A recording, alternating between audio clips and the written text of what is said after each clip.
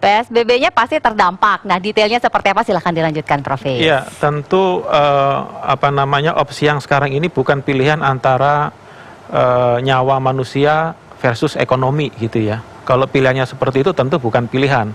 Yang prioritas adalah nyawa manusia. Tinggal ekses ekonominya perlu diminimalisir. Saya rasa itu adalah the best opsi yang kita miliki sekarang, dan saya rasa opsi ini juga diambil di banyak negara juga. Nah, kalau kita lihat PSBB tentu dalam kacamata ekonomi pasti akan terdampak gitu ya.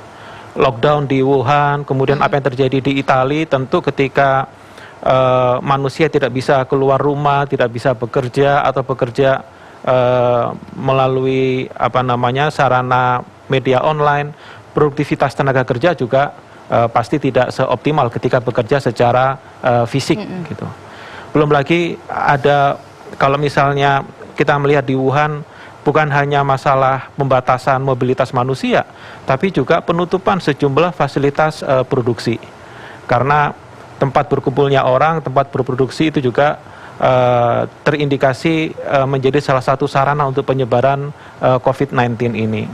Tapi persoalannya adalah mungkin ini pilihan sulit tapi harus diambil, dan kita tidak punya pilihan lain kecuali untuk sesaat membatasi ruang gerak manusia, kemudian melokalisir penyebaran COVID-19, dan ketika harapannya adalah penyebarannya bisa dikendalikan, dan ketika kasus sudah bisa kita dapatkan 0% tambahannya, maka kita bisa mulai memikirkan secara lebih serius bagaimana recovery.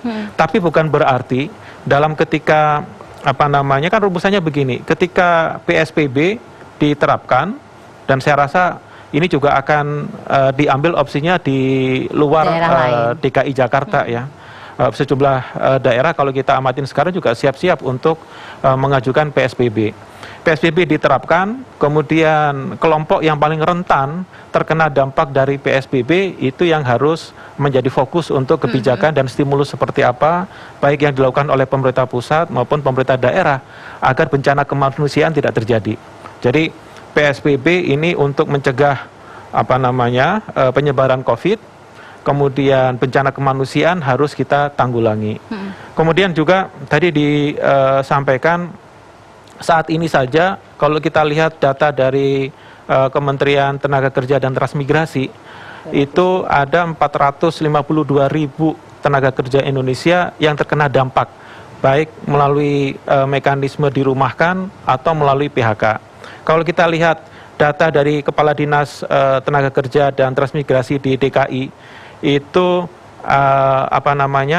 sudah 162.000 karyawan yang baik di PHK maupun dirumahkan.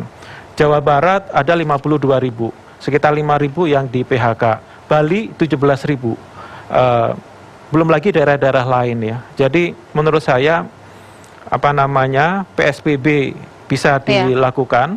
Kemudian kita perlu melihat mereka kelompok rentan, kelompok miskin, kemudian yang perlu mendapatkan support dari pemerintah pusat maupun pemerintah daerah, tentu ini menjadi prioritas. Kemudian hal yang penting juga adalah kita juga harus tahu berapa lama daya tahan dunia usaha kita untuk bertahan dari COVID-19 ini. Terpaan pertama ada dari sisi pengusaha retail, pengusaha transportasi, transportasi udara, perhotelan gitu ya. Tapi berikutnya adalah gelombang manufaktur, kemudian sektor jasa, sektor konstruksi, bahkan juga jasa keuangan juga akan terkena dampak. Persoalannya adalah berapa lama dunia usaha kita ini mampu bertahan 2 bulan, 3 bulan. Ini adalah gelombang berikutnya yang perlu dipersiapkan oleh pemerintah ketika mempersiapkan stimulus ekonomi.